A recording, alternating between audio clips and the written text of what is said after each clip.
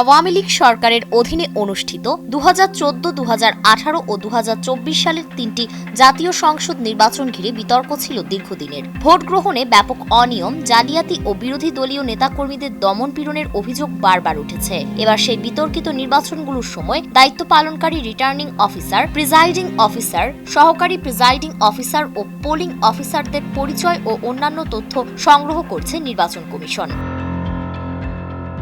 সম্প্রতি নির্বাচন কমিশন সব বিভাগীয় কমিশনার ও জেলা প্রশাসকদের কাছে চিঠি পাঠিয়েছে। ওই চিঠিতে বলা হয়েছে, বিতর্কিত তিন নির্বাচনে দায়িত্ব পালনকারী কর্মকর্তা কর্মচারীদের নাম, স্থায়ী ও বর্তমান ঠিকানা, জাতীয় পরিচয়পত্র নম্বর, পাসপোর্ট নম্বর, মোবাইল নম্বর সহ বিস্তারিত তথ্য দ্রুত পাঠাতে হবে। এসব তথ্য মাঠ পর্যায় থেকে সংগ্রহ করে নির্বাচন কমিশন সরবরাহ করবে পুলিশ ব্যুরো অব ইনভেস্টিগেশন (পিভিআই)কে।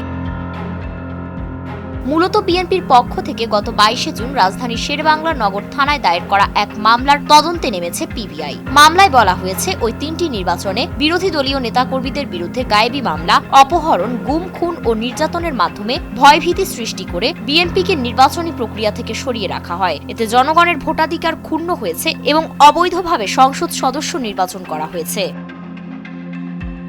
মামলার বাদী বিএনপির জাতীয় নির্বাহী কমিটির সদস্য সালাউদ্দিন খান, যিনি একজন সাবেক পুলিশ কর্মকর্তা।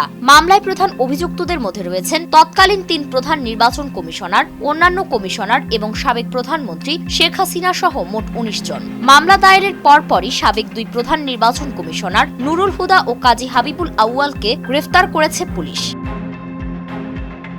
নির্বাচন কমিশন সূত্র বলছে, এই 3 নির্বাচনে দেশের 64টি জেলার জেলা প্রশাসকরা রিটার্নিং অফিসারের দায়িত্ব পালন করেছেন। ঢাকা ও চট্টগ্রামে রিটার্নিং কর্মকর্তা ছিলেন বিভাগীয় কমিশনাররা। সহকারী রিটার্নিং কর্মকর্তার দায়িত্বে ছিলেন বিভিন্ন উপজেলার ইউএনওরা। এছাড়া প্রিজাইডিং, সহকারী প্রিজাইডিং ও পোলিং অফিসার হিসেবে নিযুক্ত ছিলেন প্রায় 2 লক্ষাধিক কর্মকর্তা। এখন তাদের সবার তথ্য যাচাই করে পিভিআইকে সরবরাহ করার উদ্যোগ নিয়েছে ইসি।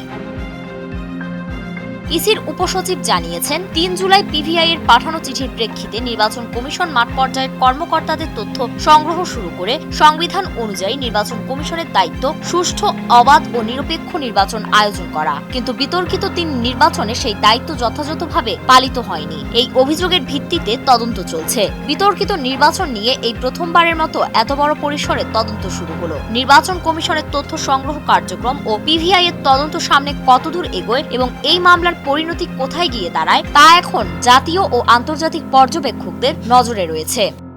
ফারিন রহমান প্রীতি, নয়া দিগন্ত।